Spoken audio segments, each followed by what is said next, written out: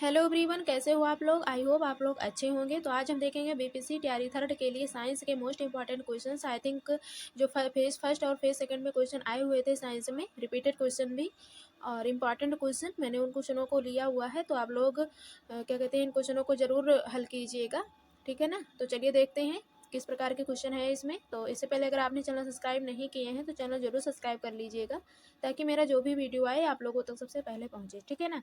तो चलिए देख लेते हैं। इसमें से साइंस का आपका फर्स्ट क्वेश्चन है इसमें। इसके पहले आपका मैथ्स के क्वेश्चंस हैं, तो मैंने मैथ्स के भी प्रैक्टिस सेट कराए हुए हैं। साइंस के, एसएसटी के और करंट अफेयर के सारे हो गए हैं जो है। तो अगर आपने नहीं देखा है तो लिंक है डिस्क्रिप्शन बॉक्स में, वहाँ से जाइए, जाकर जरूर देखिएगा। तो देखते हैं क्वेश्चन इसमें।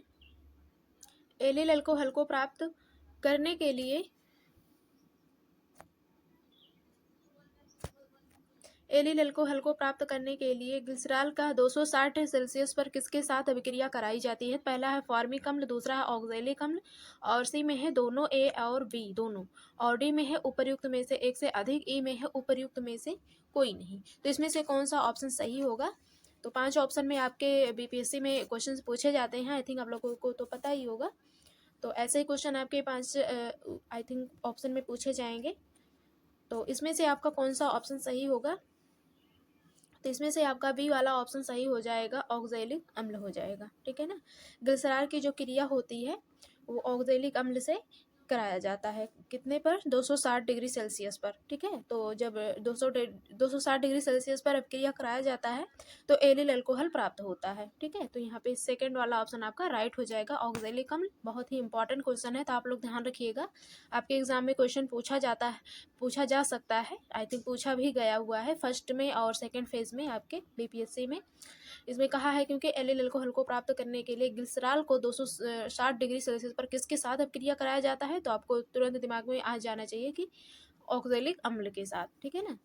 तो आपका यहाँ पे बी वाला ऑप्शन राइट हो जाएगा। आगे देखेंगे नेक्स्ट क्वेश्चन आपका। नेक्स्ट है आपका क्वेश्चन, निम्न में से कौन सा यौगिक NaHCO3 विलयन के साथ अभिक्रिया करके सोडियम लवण और CO2 देता है। तो इसमें से आपका कौन सा आंसर सही होगा। फर्स्ट ऑप्शन में है फिनॉल, दूसरा है एनहेक्सेनॉल, और सी है एसिटिक अम्ल, डी है उपर्युक्त में से एक से अधिक, ई है उपर्युक्त में से कोई भी नहीं। तो इसमें से आपका सी वाला ऑप्शन सही होगा, एसिटिक अम्ल होगा। क्योंकि यहाँ पे जो कार्बोक्सिलिक अम्ल होता है, आई थिंक जिसे एसिटेट अम्ल बोलते हैं, इसी को ही कार्बोक्सिलिक अम्ल बोलते हैं, ठीक है। तो NaHCO3 विलयन के साथ ये अभिक्रिया करके सोडियम लवण बनाते हैं और कार्बन डाइऑक्साइड मुक्त करते हैं, ठीक है। एसिटिक अम्ल, इसी को ही कार्बोक्सिलिक अम्ल भी बोलते हैं, ठीक है। तो इसका जो है सी वाला ऑप्शन राइट हो जाएगा। आप लोग ध्यान रखिएगा, ऐसे ही आपके एग्जाम में क्वेश्चन पूछे जाएंगे 6 to 8 में भी, और क्या कहते हैं 9th और 10th के लिए इम्पॉर्टेंट है। ऐसे ही क्वेश्चन आपके एग्जाम में पूछे जाएंगे। और अगला है आपका ब्यूना एस रबड़ का एक सहबहुलक है। ब्यूना एस रबड़ का एक सहबहुलक है।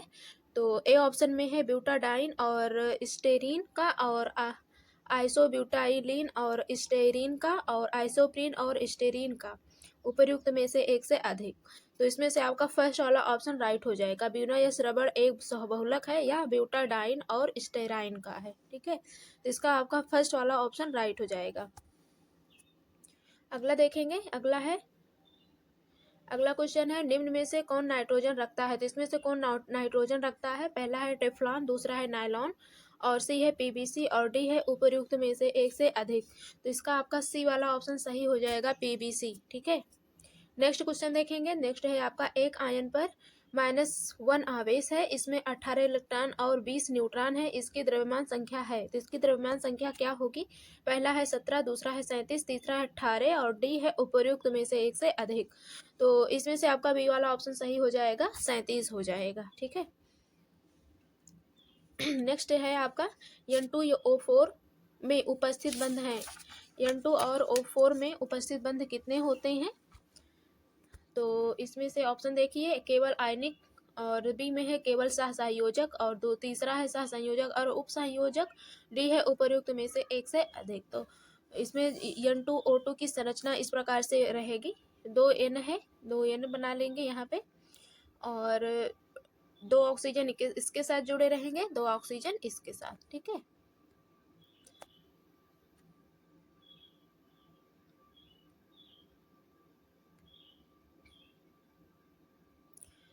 तो ये डबल बॉन्ड के साथ रहेगा, ठीक है। तो इसी को ही सहसंयोजक, ये जो फर्स्ट ओनली वन बंध बना हुआ है इसमें, इसी को ही हम सहसंयोजक बंध बोलते हैं, सह संयोजक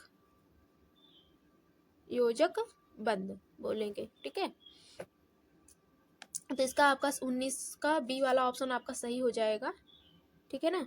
वो सी वाला आंसर सही हो जाएगा, सहसंयोजक और उप सहसंयोजक बंध बनेगा, ठीक है।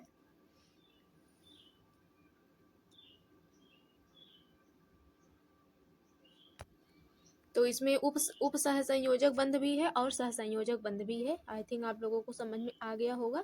नेक्स्ट देखेंगे, एक द्विक्षारीय अम्ल के 0.16 ग्राम को पूर्णतः उदासीन करने के लिए N/10 NaOH विलयन के 25 मिली की आवश्यकता पड़ी। अम्ल का अणुभार है, तो अम्ल का अणुभार क्या होगा, इधर देखेंगे ऑप्शन।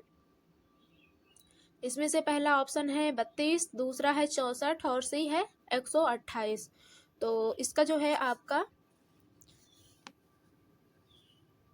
सी वाला ऑप्शन सही हो जाएगा, 128 होगा, ठीक है। इसका फार्मूला लगाएंगे, द्रव्यमान जो है बराबर BN, आई थिंक आप लोगों को पता होगा, एक बार हम करके आपको दिखा दे रहे हैं, बाई 1000, ठीक है। उसके बाद में हम द्विभाषमिक अम्ल के लिए यहाँ पे E/M2 कर देंगे, E/M2 कर देंगे। तो यहाँ पे अपना हम क्या कहते हैं रख लेंगे, इस पर अपना मान रख लेंगे। तो यहाँ पे हो जाएगा आपका M भी हो जाएगा और बाई 2 गुणे 100 हो जाएगा, ठीक है। तो इसका मल्टीप्लाई कर देंगे,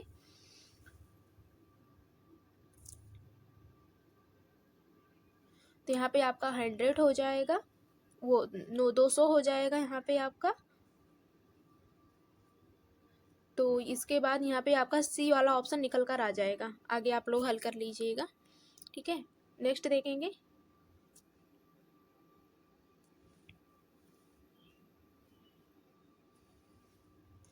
हाइड्रोपोनिक्स संबंधित है। हाइड्रोपोनिक्स संबंधित है, किससे संबंधित है, पहला है मिट्टी के बिना पौधे की वृद्धि, दूसरा है पानी के बिना पौधे की वृद्धि जो है, और सी है आवाज का पानी के साथ संबंध, और उपर्युक्त में से एक से अधिक। तो इसमें से आपका फर्स्ट वाला ऑप्शन सही होगा, हाइड्रोपोनिक्स संबंधित है मिट्टी के बिना पौधे की वृद्धि, बिना मिट्टी के ही पौधों को उगाना, ठीक है। नेक्स्ट है, गैस हॉल पर्यावरण मित्र ईंधन जो डैश के मिश्रण से बनता है, पहला है पेट्रोल तथा डीजल, दूसरा है पेट्रोल तथा इथेनॉल, और सी है डीजल तथा इथेनॉल, डी है उपर्युक्त में से एक से अधिक, उपर्युक्त में से कोई भी नहीं। इसमें से आपका बी वाला ऑप्शन सही हो जाएगा, पेट्रोल और इथेनॉल हो जाएगा, ठीक है। गैस हॉल जो है वो पर्यावरण में मित्र ईंधन है जो पेट्रोल तथा इथेनॉल के मिश्रण से बनता है, ये बात यहाँ पे सही है, बी वाला आंसर आपका सही हो जाएगा, ठीक है। नेक्स्ट देखेंगे, 23 नंबर है, इंसुलिन की खोज की थी। तो इंसुलिन की खोज किसने किया था, बेंटिंग ने, डोमेक ने, रोनाल्ड रास ने, उपर्युक्त में से एक से अधिक। तो जो है इसमें से बेंटिंग ने किया हुआ था इंसुलिन की खोज, बेंटिंग ने, ठीक है। आप लोग ध्यान रखिएगा, इंपॉर्टेंट क्वेश्चन है, ये 2 बार आ चुका है, फेज फर्स्ट में भी पूछा गया था और सेकेंड में भी, ठीक है। तो आपके एग्जाम में पूछा जा सकता है, तो इसलिए आप लोग ध्यान रखिएगा। यहाँ पे अगला क्वेश्चन देखेंगे, 124 नंबर, निम्नलिखित में से किसमें रक्त नहीं होता है किंतु वह श्वास लेता है। तो पहला है केचुआ, दूसरा है हाइड्रा, तीसरा है तिलचट्टा। तो इसमें से आपका बी वाला ऑप्शन सही हो जाएगा, हाइड्रा हो जाएगा। हाइड्रा में रक्त नहीं होता है किंतु वह सांस लेता है, ठीक है, हाइड्रा। अगला है, पशुओं में मिल्क फीवर किसी की कम मिल्क फीवर जो होता है किसी कमी के कारण होता है, यहाँ पे किसी लिखा हुआ है, किस कमी के कारण होता है होना चाहिए। फर्स्ट है यहाँ पे कैल्शियम, दूसरा है लोहा, सी है विटामिन डी। तो किसकी कमी से होता है, तो कैल्शियम की कमी से होता है। पशुओं में मिल्क फीवर जो होता है वो कैल्शियम की कमी से होता है पशुओं में, ठीक है। तो फर्स्ट वाला ऑप्शन राइट हो जाएगा। इस रोग को जो है हाइपोकैल्शियम भी कहते हैं, ठीक है। तो आप लोग ध्यान रखिएगा, हाइपोकैल्शियम भी कहा जाता है इस रोग को, मिल्क फीवर को। और यह मुख्यतः पशुओं में अधिक वायु में होता है, जब उनकी आयु बढ़ जाती है तब होता है। अगला देखेंगे, सब्जी के रूप में खाया जाने वाला छत्रक मशरूम है, क्या है? शैवाल है कि फफूंदी है कि फर्न है कि उपर्युक्त में से एक से अधिक है? वो फफूंदी है। ठीक है, तो यहाँ पे बी वाला ऑप्शन आपका सही हो जाएगा, फफूंदी हो जाएगा। सब्जी के रूप में खाए जाने वाला जो छत्रक होता है एक प्रकार का कवक या फफूंद होता है। ठीक है, कवक या फफूंद जिसे बोलते हैं। इसमें पौधों की तरह प्रकाश संश्लेषण की क्रिया नहीं होती है, बल्कि ये कार्बनिक पदार्थों से अपना भोजन प्राप्त करते हैं। ठीक है, तो आप लोग इन चीज़ों को ध्यान रखिएगा। अगर फफूंदी कहा जाए तब भी सही रहेगा, और यहाँ पे अगर कवक दे दिया जाएगा तब भी सही रहेगा। कवक और फफूंदी एक ही होता है, तो आप लोग कंफ्यूज नहीं होइएगा। अगला देखेंगे, तो अगला है आपका, निम्नलिखित में से कौन स्तनपायी नहीं है? तो इसमें से कौन सा स्तनपायी नहीं है? पहला है वालरस, दूसरा है व्हेल और सी है नीली शार्क। तो कौन सा नहीं है? तो आपका यहाँ पे हो जाएगा सी वाला ऑप्शन सही हो जाएगा, नीली शार्क। जो नीली शार्क होती है वो स्तनपायी नहीं होता है। ठीक है, तो यहाँ पे आपका बी सी वाला ऑप्शन सही हो जाएगा। अगला है, अधिकतर पोषक तत्व रक्त में अवशोषित किए जाते हैं बड़ी आंत से, मुंह से, छोटी आंत से। कहाँ से अवशोषित किए जाते हैं? तो छोटी आंत से किए जाते हैं। ठीक है, सारा काम छोटी आंत से ही होता है, तो यहाँ पे आपका सी वाला ऑप्शन राइट हो जाएगा। अधिकतर पोषक तत्व छोटी आंत से रक्त में अवशोषित किए जाते हैं। ठीक है, या इसे मुख्यतः पोषक अंग भी बोलते हैं।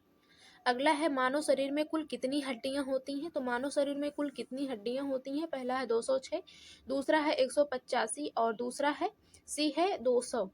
तो कितनी हड्डियां होती हैं? तो आपका यहाँ पे बचपन से ही आपको पता होगा, 206 हड्डियां होती हैं मानव के शरीर में। ठीक है, अगला है, काली मिर्च पादप एक डैश है। काली मिर्च पादप एक डैश है। आई थिंक काली मिर्च का पौधा एक है, क्या है? वृक्ष है कि लता है कि झाड़ और झंखाड़ है? तो क्या है, इसे क्या बोलेंगे हम? तो इसे लता बोलेंगे। ठीक है, तो इसे हम लता बोलते हैं।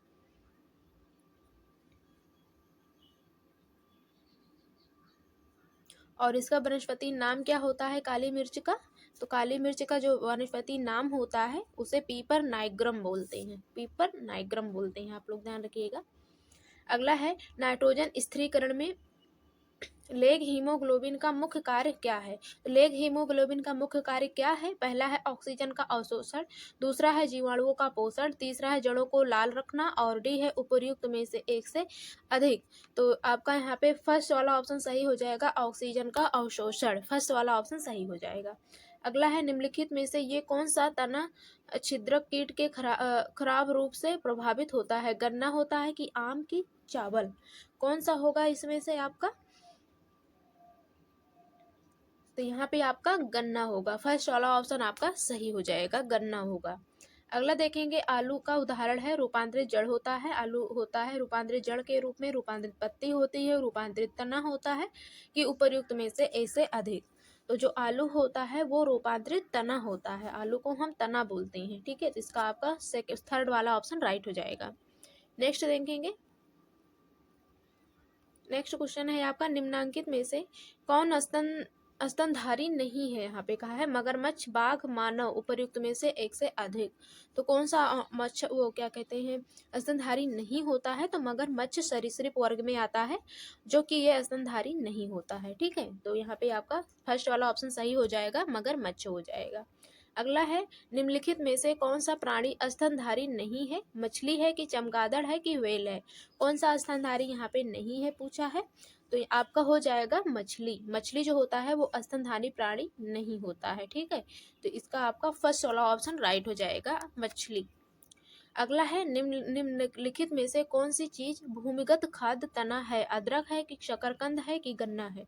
कौन सा होगा? तो आपका फर्स्ट वाला ऑप्शन सही होगा, अदरक होगा। जो अदरक होता है वो भूमिगत खाद्य तना होता है। ठीक है, तो इसका फर्स्ट वाला ऑप्शन आपका सही हो जाएगा। अगला देखेंगे, तो अगला क्वेश्चन है आपका, मनुष्य नेत्र की मोतियाबिंद की शल्य क्रिया से शल्य चिकित्सक किसे हटाता है? तो पहला है रेटिना, दूसरा है लेंस की अतिरिक्त मांसपेशियां, सी है लेंस और डी है उपर्युक्त में से एक से अधिक। तो आपका यहाँ पे सी वाला ऑप्शन सही हो जाएगा, लेंस हो जाएगा। सी वाला ऑप्शन सही हो जाएगा। नेक्स्ट देखेंगे, नेक्स्ट क्वेश्चन है इनमें से कौन कीट भक्षी पौधा नहीं है। पहला है पिक्चर प्लांट, दूसरा है हर्न वर्ट और सी है बटर वर्ट। तो कौन सा इसमें से वो क्या कहते हैं कीट भक्षी पौधा नहीं है, तो हर्न बर्ट नहीं है। ठीक है, तो आपका बी वाला आंसर सही हो जाएगा। हर्न बर्ट जो होता है ये कीट भक्षी पौधा नहीं होता है। यह कैसा पौधा होता है, यह गैर संवहनी ब्रायोफाइट पौधा होता है। यह आर्द्र और नम स्थानों पर उगता है हर्न बर्ट का पौधा। ठीक है, अगला देखेंगे, एक्यूपंजर पंजकर में अधिक प्रचलित है। पहला है भारत, दूसरा है अमेरिका, तीसरा है चीन।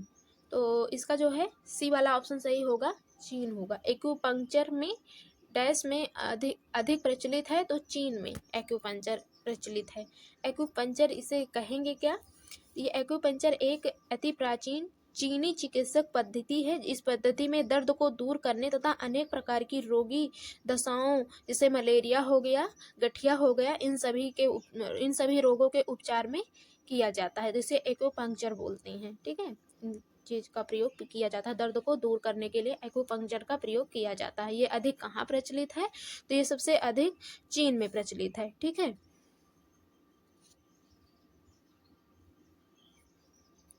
अगला देखेंगे, एंटीटॉक्सिन का इंजेक्शन किसकी रोकथाम के लिए दिया जाता है। Tetanus, tuberculosis, typhoid.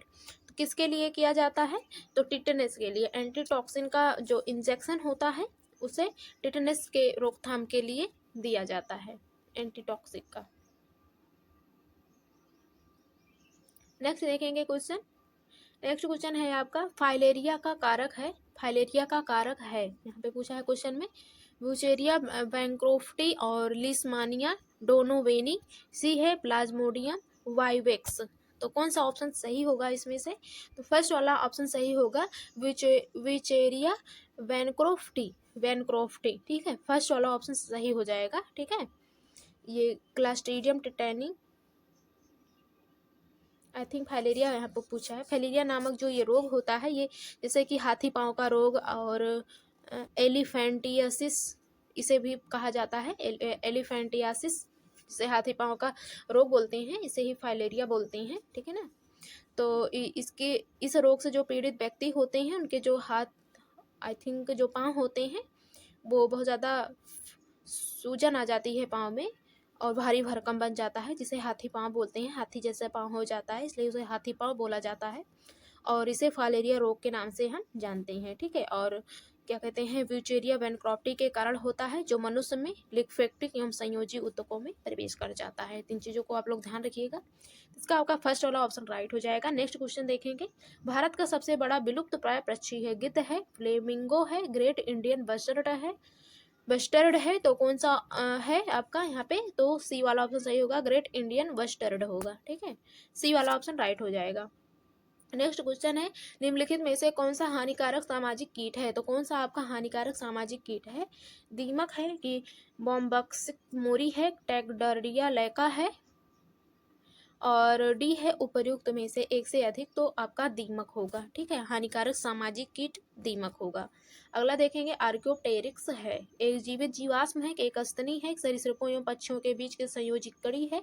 तो आर्क्योप्टेरिक्स क्या है, तो ये सरीसृपों एवं पक्षियों के बीच संयोजी कड़ी है। ठीक है, अगला है प्रणाली रक्तलप्तता का कारण है। विटामिन के की अनुपस्थिति, विटामिन B12 का अभाव, विटामिन के का अभाव। तो कौन सा अभाव रहेगा, तो विटामिन B12 का अभाव रहेगा प्रणाली रक्त अल्पता का। ठीक है, तो बी वाला ऑप्शन आपका सही हो जाएगा। अगला देखेंगे, निम्नलिखित में से कौन से प्राणियों द्वारा किसी शिकारी से बचने के लिए विकसित प्रक्रिया है। दुर्गंधी रसायन का निस्सरण और जहरीली बलों का होना और क्या कहते हैं अखाद्य पदार्थों का अनुहरण, उपयुक्त में से एक से अधिक। तो इसमें से आपका बी वाला आंसर राइट हो जाएगा, जहरीले बालों का होना। ठीक है, और नेक्स्ट क्वेश्चन है, तो आज के बस इतने ही क्वेश्चन थे आपके, तो आप लोग हल कीजिएगा। बहुत इंपॉर्टेंट क्वेश्चन है, जितने भी क्वेश्चन थे आपके सारे बहुत ही ज़्यादा इंपॉर्टेंट क्वेश्चन है। इन क्वेश्चनों को आप लोग हल जरूर कीजिएगा, बहुत ही ज़्यादा इंपॉर्टेंट क्वेश्चन है। तो मिलते हैं नेक्स्ट क्लास में, तब तक के लिए धन्यवाद। पढ़ते रहिए आप लोग और अपनी अच्छे से तैयारी कीजिए, ताकि आपका इस बार फेज 3 में आपका सिलेक्शन हो जाए। I think. ठीक है, तो आप लोग पढ़ते रहिएगा, ज़्यादा से ज़्यादा आप लोग प्रीवियस ईयर क्वेश्चंस हल कीजिए, प्रैक्टिस सेट हल कीजिए, आपका एग्ज़ाम ज़रूर पास होगा। ठीक है, और हम आप लोगों के लिए बहुत सारे प्रैक्टिस सेट और क्या कहते हैं प्रीवियस ईयर क्वेश्चंस 1992 से और जो अब तक 2023 तक जितने भी क्वेश्चन इंपॉर्टेंट हैं मुझे लगे हैं इंपॉर्टेंट हैं भी, तो उन क्वेश्चनों को भी मैंने करा दिया हुआ है। तो अगर आपने नहीं देखा है तो आप लोग जाइए, जाकर जरूर देखिए। ठीक है, बहुत इंपॉर्टेंट क्वेश्चन है। तो क्वेश्चन है शतरंज शतिका कृति के रचनाकार हैं। तो शतरंज शतिका कृति के रचनाकार कौन है? तो इसमें पहला दिया हुआ है भिखारी दास, दूसरा है देव, और सी है रसनिधि, और डी है उपर्युक्त में से एक से अधिक। तो इसमें से कौन सा ऑप्शन आपका सही होगा? तो इसमें से आपका फर्स्ट वाला आंसर राइट हो जाएगा। शतरंज शतिका कृति के रचनाकार भिखारी दास जी हैं। ये प्रतापगढ़ के अधिपति और पृथ्वी जो सिंह थे उनके भाई थे। ठीक है, हिंदूपति सिंह के आश्रम में ये रहते थे। ठीक है, तो इसका जो है आपका फर्स्ट वाला आंसर राइट हो जाएगा। नेक्स्ट क्वेश्चन देखेंगे आपका।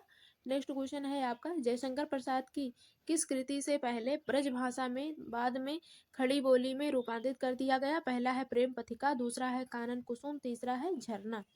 तो जो है पहला ऑप्शन इसका राइट होगा, प्रेम पथिका है। ठीक है, जयशंकर प्रसाद की इसी कृति में जो है ब्रजभाषा से खड़ी बोली में रूपांतरित कर दिया गया था। किसका? प्रेम पथिका का। तो आप लोग ध्यान रखिएगा, आपके एग्जाम में पूछा जा सकता है। नेक्स्ट क्वेश्चन देखेंगे। तो अगला है पश्चिमी हिंदी की सर्वाधिक प्रमुख बोली कौन इनमें से कौन है? पहला है ब्रजभाषा, दूसरी है खड़ी बोली, और सी है बुंदेली। तो इसमें से आपका जो है फर्स्ट वाला आंसर इसका भी राइट हो जाएगा, ब्रजभाषा हो जाएगा। ठीक है, पश्चिमी हिंदी की जो सर्वाधिक प्रमुख बोली होती है वो ब्रजभाषा होती है। तो इसका पहला वाला आंसर राइट हो जाएगा। नेक्स्ट क्वेश्चन देख लेंगे। तो नेक्स्ट क्वेश्चन है आपका मुकुट शब्द, आई थिंक यहाँ पे आपका और भी क्वेश्चन है। चौथा नंबर देखेंगे, प्रगतिवाद किसकी कृति है? तो प्रगतिवाद किसकी कृति है? पहला है शिवदान सिंह चौहान, दूसरा है अमृत राय, सी है प्रकाश चंद्र गुप्त, डी है उपर्युक्त में से एक से अधिक। तो इसका भी आपका फर्स्ट वाला आंसर राइट हो जाएगा, शिवदान सिंह चौहान हो जाएगा। ठीक है, आपका फर्स्ट वाला आंसर जो है राइट हो जाएगा। ठीक है, इनकी कृतियां और कौन कौन सी है? तो इनकी साहित्य की परख, आलोचना के मान, साहित्य की समस्याएं, पतन, साहित्य चिंतन इत्यादि इनकी कृतियां हैं। तो नेक्स्ट क्वेश्चन देखेंगे, पत्रकारिता के स्तर से निबंध शैली को विकसित करने वाले प्रमुख लेखक हैं। तो कौन से प्रमुख लेखक हैं? पहला है माखनलाल चतुर्वेदी, दूसरा है शिवपूजन सहाय, तीसरा है रामवृक्ष बेनीपुरी, और डी है उपर्युक्त में से एक से अधिक। तो इसका आपका सी वाला ऑप्शन राइट हो जाएगा, सी वाला ऑप्शन सही हो जाएगा, रामवृक्ष बेनीपुरी हो जाएगा। ठीक है, सी वाला ऑप्शन आपका राइट हो जाएगा। तो नेक्स्ट क्वेश्चन देखेंगे। तो नेक्स्ट क्वेश्चन है आपका इसमें से अंगिका किस राज्य की बोली है? तो अंगिका किस राज्य की बोली है? पहला है बंगाल, दूसरा है बिहार, और अगला ऑप्शन देखेंगे तो इसका आपका जो है बी वाला ऑप्शन राइट हो जाएगा। जो अंगिका है वो बिहार की राज्य की बोली है। ठीक है, बिहार के भागलपुर में ये बोला जाता है। ठीक है, तो इसका आपका बी वाला आंसर राइट हो जाएगा। नेक्स्ट क्वेश्चन देख लेंगे। तो नेक्स्ट क्वेश्चन है आपका मुकुट शब्द निम्नलिखित में से किस कोटि का है? तो पहला है तत्सम, दूसरा है देशज, और सी है तत्भ, और डी है उपर्युक्त में से एक से अधिक। तो इसका आपका फर्स्ट वाला आंसर राइट हो जाएगा, मुकुट शब्द जो है वो तत्सम शब्द कोटि का है। ठीक है, और अगला है युधिष्ठिर में कौन सा समास है? तो युधिष्ठिर में कौन सा समास होगा? पहला है तत्पुरुष, दूसरा है बहुब्रीहि, तीसरा है अलुक। तो इसमें से आपका कौन सा ऑप्शन राइट होगा? तो इसमें से आपका सी वाला ऑप्शन राइट हो जाएगा, अलुक हो जाएगा। ठीक है ना। नेक्स्ट क्वेश्चन देखेंगे। नेक्स्ट क्वेश्चन है आपका कवि का स्त्रीलिंग है। तो कवि का स्त्रीलिंग क्या होगा? इसमें से फर्स्ट ऑप्शन आपका है कवित्री, और दूसरा है कवित्री, और सी है कवियत्री। ठीक है, तो इसका आपका कवियत्री हो जाएगा, कवि का स्त्रीलिंग कवियत्री हो जाएगा। ठीक है, सी वाला ऑप्शन आपका राइट हो जाएगा। नेक्स्ट देख लेंगे। तो नेक्स्ट है कर्ता के साथ ने का प्रयोग न होना किस उपभाषा प्रमुख विशेषता है? पहला है पूर्वी हिंदी, पश्चिमी हिंदी, राजस्थानी हिंदी, उपर्युक्त में से एक से अधिक। तो इसका जो है आपका फर्स्ट वाला आंसर राइट हो जाएगा, पूर्वी हिंदी हो जाएगा। ठीक है, नेक्स्ट है आपका निम्नलिखित में से कौन सा शब्द शुद्ध है? तो इसमें से कौन सा शब्द शुद्ध है? तो पहला है इसमें आदिशासी, दूसरा है आदिशासी, सी है अधिशासी, और डी है उपर्युक्त में से एक से अधिक। तो इसका भी आपका फर्स्ट वाला आंसर सही होगा, अधिशासी हो जाएगा। ठीक है ना। नेक्स्ट है आपका त्रिलोचन शास्त्री की कविताएं हिंदी के अतिरिक्त किस अन्य उपभाषा में है? पहला है ब्रज, दूसरा है मैथिली, नेक्स्ट देख लेंगे, तो नेक्स्ट है आपका अवधि, सी ऑप्शन में है अवधि। तो जो है आपका इसमें से बी वाला आंसर राइट होगा, ठीक है ना, बी वाला ही सही रहेगा, मैथिली हो जाएगा, ठीक है, इसका मैथिली हो जाएगा, बी वाला ऑप्शन सही हो जाएगा। नेक्स्ट है आपका निम्नलिखित में से कौन सा अल्पविराम चिन्ह है, तो अल,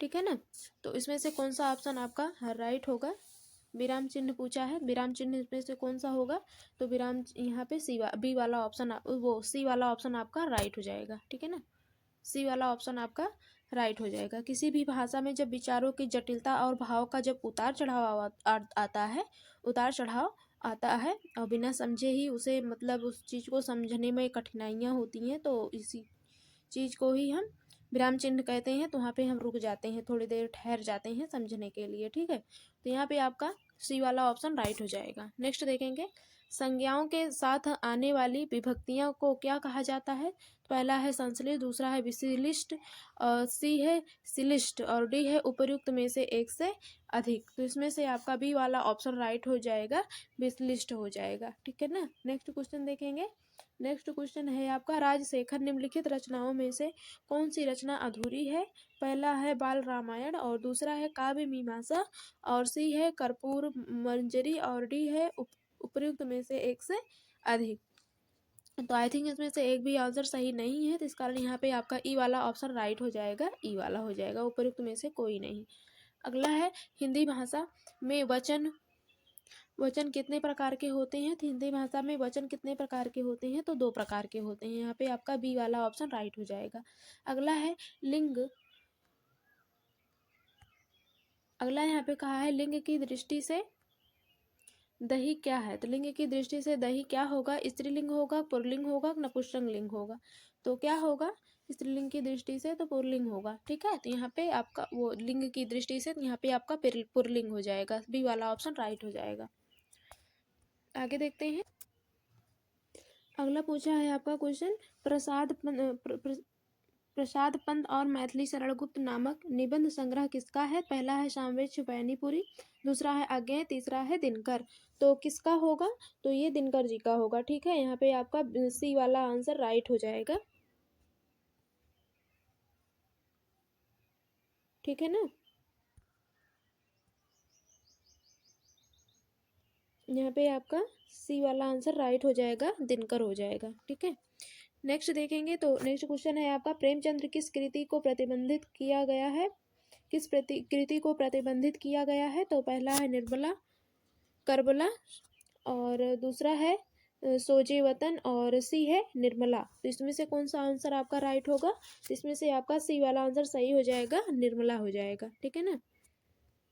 अगला है आकाश का पर्यायवाची नहीं है, तो इसमें कहा है आकाश का पर्यायवाची नहीं है, तो कौन सा नहीं होगा, पहला है अमन, दूसरा है नभ, तीसरा है अंबर। तो इसमें से जो है आपका फर्स्ट वाला आंसर सही होगा, अमन ही हो जाएगा, ठीक है ना, यहाँ पे आप लोग देख लीजिएगा कौन सा होगा, अमन ही हो जाएगा, फर्स्ट वाला आंसर। अगला है आकाश गंगा काव्य संग्रह है, तो आकाश गंगा काव्य संग्रह है बालकृष्ण शर्मा नवीन का, भगवती चरण वर्मा का, राम कुमार वर्मा का, उपर्युक्त में से एक से अधिक। तो इसमें से आपका कौन सा आंसर राइट होगा, तो इसमें से आपका फर्स्ट वाला आंसर राइट हो जाएगा, बाल कृष्ण वर्मा नवीन का, फर्स्ट वाला आंसर आपका सही हो जाएगा। अगला देख लेंगे, यहाँ से आपके इंग्लिश के क्वेश्चन हैं, ठीक है ना, यहाँ से आपके सारे इंग्लिश के क्वेश्चन हैं, चलिए देख लेते हैं इंग्लिश के भी क्वेश्चंस। तो यहाँ पे करेक्ट करने के लिए कहा है, कितने क्वेश्चन हैं आपके सारे, आई थिंक आपके जो हिंदी के क्वेश्चन थे वो ज़्यादा थे, तो आपको पता ही था। तो यहाँ पे देखेंगे हम लोग, can not be politically Orthodox, यहाँ पे कौन सा ऑप्शन इसका सही होगा, तो इसमें से जो है आपका बी वाला आंसर राइट हो जाएगा, PQR हो जाएगा, ठीक है ना, PQR हो जाएगा। यहाँ पे अगला पूछा है, यहाँ पे थोड़ा सा गलत हो गया है PDF में, parents can dash to see their word waste their potential, तो इसमें से कौन सा आंसर आपका राइट होगा, तो इसमें से आपका ए वाला आंसर राइट हो जाएगा, एफोर्ड हो जाएगा, ठीक है ना, एफोर्ड हो जाएगा। नेक्स्ट देख लेंगे, तो नेक्स्ट क्वेश्चन है आपका, यहाँ पे क्वेश्चन आप लोग पढ़ लीजिएगा, तो इसका कौन सा आंसर आपका सही होगा, इसमें से away said to I will go to Suraj tomorrow, पूरा सेंटेंस आप लोग पढ़ लीजिएगा। तो इसमें से आपका जो है फर्स्ट वाला आंसर राइट हो जाएगा। Abhay said that he would go to the Suraj the next day. ठीक है, इसका फर्स्ट वाला आंसर आपका राइट हो जाएगा। अगला देखेंगे, improve the bracketed part of the sentence. तो यहाँ पे their hour was to from the entire banking system need. तो इसमें से आपका कौन सा आंसर सही होगा? तो इसका नीड हो जाएगा, फर्स्ट वाला आंसर राइट हो जाएगा। ठीक है, अगला देखेंगे, there are going to watch a drama tomorrow. इसका कौन सा आंसर आपका राइट होगा? तो इसका जो है आपका फर्स्ट वाला आंसर राइट होगा। A drama is going to be watched be the tomorrow, by them tomorrow. ठीक है, बाय देम टुमारो हो जाएगा। अगला है, select the antonym of the embossed. ठीक है, एम्बूस्ड इसका फर्स्ट वाला एक्सपोज है, वेले है, कंपाउलेक्स और more than one of the above. इसमें से आपका कौन सा ऑप्शन सही होगा? तो इसका फर्स्ट वाला आंसर आपका राइट हो जाएगा। अगला देखेंगे, तो अगला क्वेश्चन आपका है, in the following questions out the 5 alternative select the alternative why which is the best substitute of the phrase wide in rage or effect. ठीक है, तो इसका आपका कौन सा आंसर राइट होगा? तो इसका आपका फर्स्ट वाला आंसर सही हो जाएगा। ठीक है, स्वीपिंग हो जाएगा। ठीक है, अगला देखेंगे, तो नेक्स्ट क्वेश्चन है आपका, choose choose the word with the correct spelling. तो इसमें स्पेलिंग जो जिसकी स्पेलिंग सही है इसमें से वो करेक्ट करना है। तो इसका आपका कौन सा ऑप्शन राइट हो जाएगा? इसका जो है आपका इसमें से बी वाला आंसर राइट हो जाएगा, ट्रेड्यूसर हो जाएगा। ठीक है, बी वाला आंसर सही हो जाएगा। तो आपके लैंग्वेज के पूरे 30 क्वेश्चन थे, तो आप लोग हल कीजिएगा, देखिएगा आपका कितना क्वेश्चन सही होता है। तो नेक्स्ट अब हम लोग देखेंगे जनरल स्टडीज़ के क्वेश्चंस, कल हम देखेंगे। ठीक है, मोस्ट इंपॉर्टेंट क्वेश्चन। तो आप लोग आज इतना पूरा हल कीजिएगा और बताइएगा कि आपका कितना क्वेश्चन सही हुआ है। मिलते हैं नेक्स्ट क्लास में, तब तक के लिए धन्यवाद। पढ़ते रहिए, मस्त रहिए। Thank you.